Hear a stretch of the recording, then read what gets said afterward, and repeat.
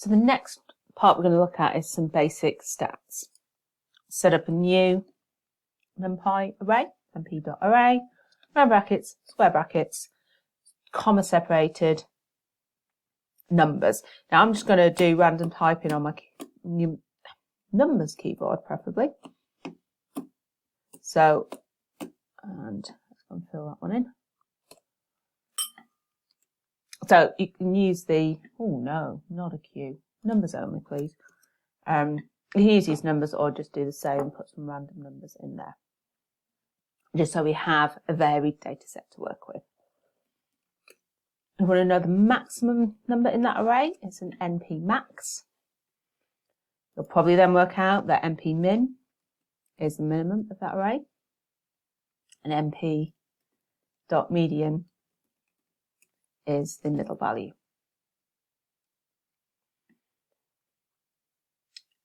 You could work out the standard deviation the long way around, or you can just use NP-STD,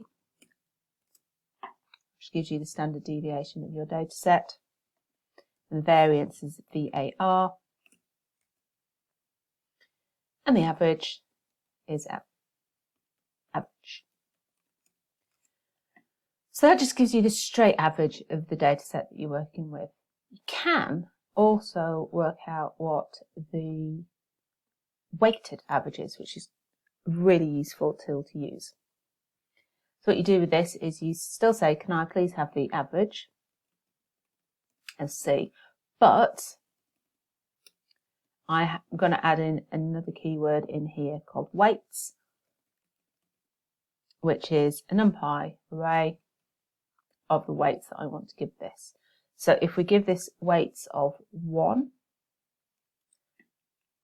so we had 1, 2, 3, 4, 5, 6, 7, 8, 9, 10. Got 10 in there. So weights of 1 is just exactly the same as we had. But if we make this one bigger weight, we're going to change that average, because we put more weight onto that value than the other ones. So that's quite a nice way of doing that. And if that's the kind of stats that you need to do, it's a really useful tool.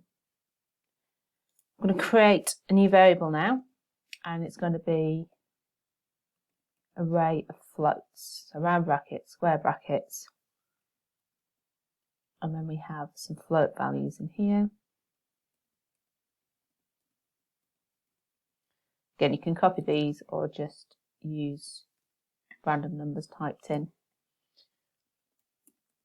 We're going to have a look at what the floor of D is.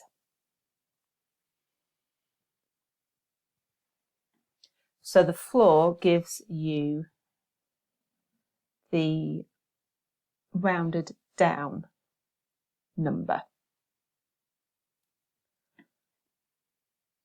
It essentially, well actually it just literally takes the first digit as the value. Still keeps it as a floating point. You can see we've still got a point there, so it's not the same as changing it into an integer. But it takes the lowest value, it takes the floor of it, as opposed to the ceiling, which takes the highest value. So this will round up. So you can see here we've got 9.8 that's rounded up to 10, 7.7 that's rounded to 2. And it rounds everything up to the highest value that it could be. Okay, so when you're ready, next video we're going to have a look at trigonometry. I'll see you there when you're ready.